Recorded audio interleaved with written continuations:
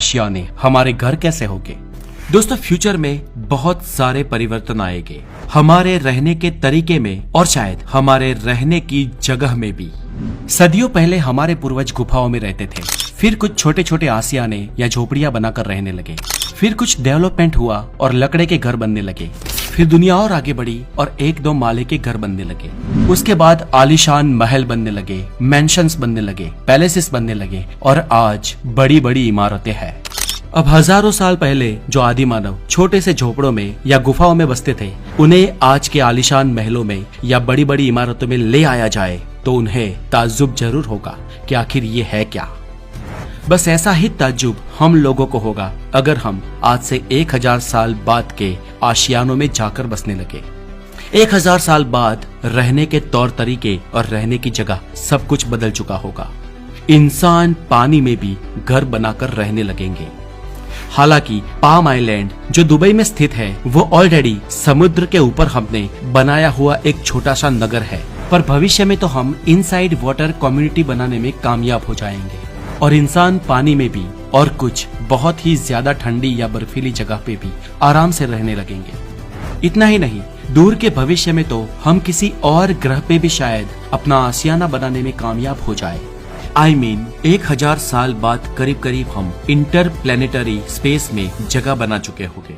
दुनिया भर की गवर्नमेंट ऑर्गेनाइजेशंस और कुछ स्पेसएक्स जैसी प्राइवेट ऑर्गेनाइजेशंस पूरी तरह से इस प्रयास में है कि वो सोलर सिस्टम के दूसरे प्लैनेट्स पर भी लाइफ की पॉसिबिलिटी ढूंढ सके।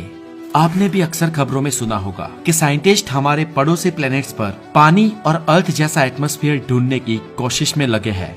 हालांकि अभी तक तो हम किसी भी ऐसे प्लेनेट को ढूंढ पाने में कामयाब नहीं हुए हैं, लेकिन हमने स्पेस साइंस में जो पिछले 100-150 सालों में कर दिखाया है वो देखते हुए लगता है कि आने वाले एटलीस्ट 1000 सालों में तो हम ऐसा कोई प्लेनेट ढूंढ ही लेंगे।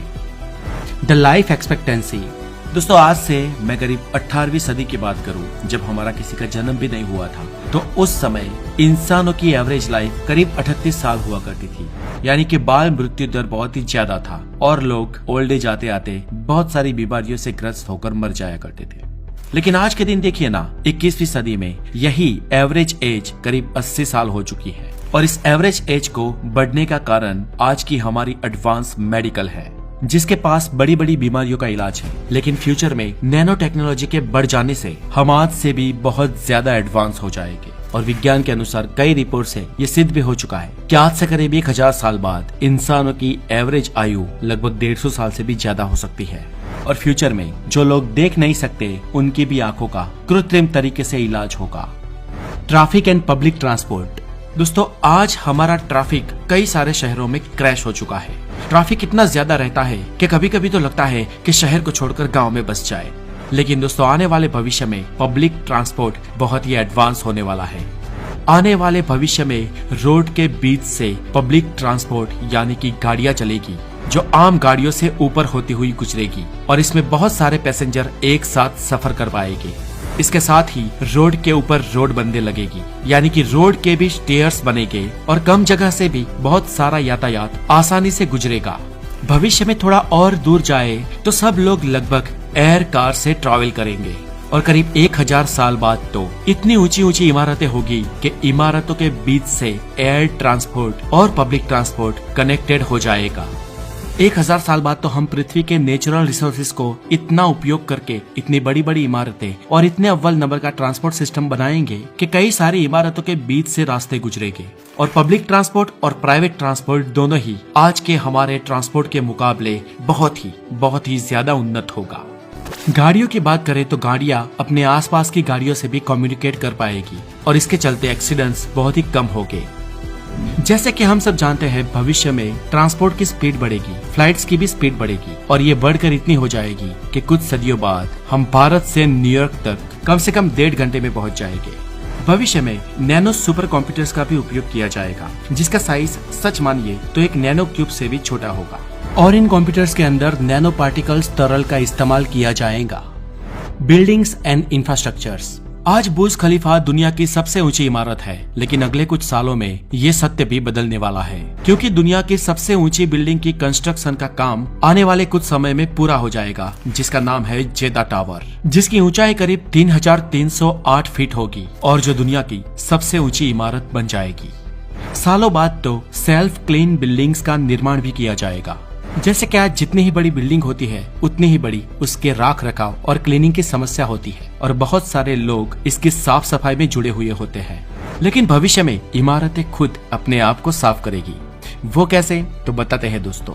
भविष्य में इमारतें उनके सरफेस और उनके ग्लास पर टाइटेनियम ऑक्साइड का परत चढ़ाया जाएगा, जिसकी मदद से इन बिल्डिंग्स पर चिपके धूल और दाग धब्बे सूरज की रोशनी से गर्म होकर पानी से या बारिश से धुल जाएंगे और इन बिल्डिंग्स की चमक सालों साल नई जैसी ही रहेगी। सिर्फ इतना ही नहीं, इन टाइटेनियम डाइऑक्साइड का प्रयोग हमारे कपड़ों में भी किया जाएगा।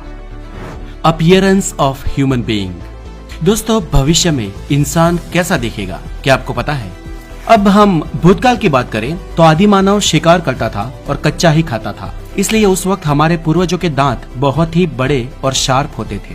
पर आग के आविष्कार के बाद हमारे खाना खाने की रीत चेंज हुई है, जिसके चलते हमारे जबड़े और दांत में भी इवोल्यूशन हुआ है। उस वक्त के मुकाबले आज हमारे दांत बहुत ज्यादा छोटे और कम नुकीले हो गए हैं और आने वाले 1000 साल में हमारे दांत इससे भी ज्यादा छोटे और कम नुकीले होने की संभावना है।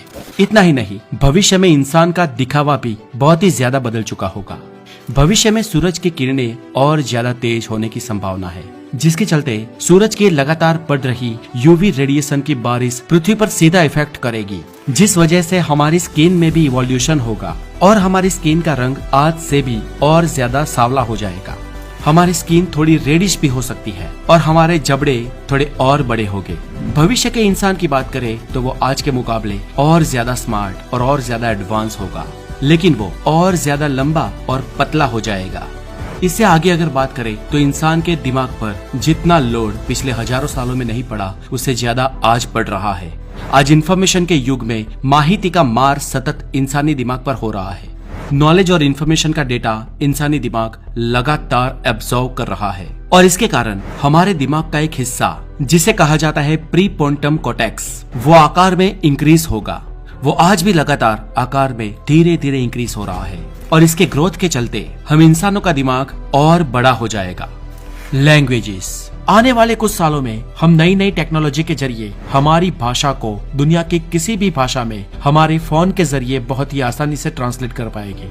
हालांकि ये काम आज भी हम गूगल ट्रांसलेशन से कर सकते हैं, लेकिन फ्यूचर में ये और भी आसान हो जाएगा जब हम अपनी भाषा में बोलेंगे और हमारा फोन किसी और भाषा में उत्तर देगा।